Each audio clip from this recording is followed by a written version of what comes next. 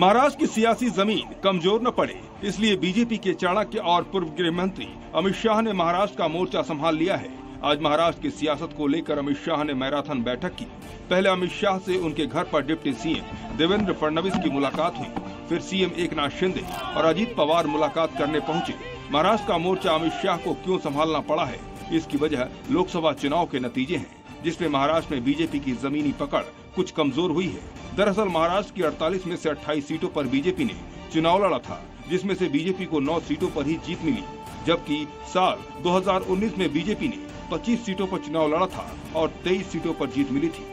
महाराष्ट्र में पार्टी का खराब प्रदर्शन आला कमान के लिए चिंता का विषय है, क्योंकि उप मुख्यमंत्री देवेंद्र फडणवीस ने नतीजों के बाद हार की जिम्मेदारी लेते हुए इस्तीफे की पेशकश की थी। डिबैकल हुआ है या जो हमें एक प्रकार से हार मिली है, हमारी सीटें कम हुई है, इसकी पूरी जिम्मेदारी ये मेरी है। मैं इस जिम्मेदारी को स्वीकारता हूँ।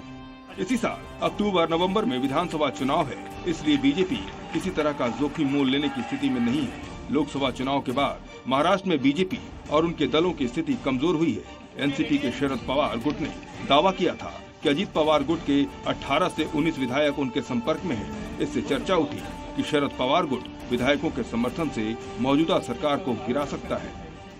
बहुत लोगों का मूड बदल गया है और अलग अलग वक्त वो मेरे संपर्क में है और हमारे कोई निर्णय नहीं हुआ है, इसलिए हम पार्टी के अंदर बात करेंगे। लगभग कितने लोग हैं? I do not want to say anything, no comments on this issue. We don't want to make any comment.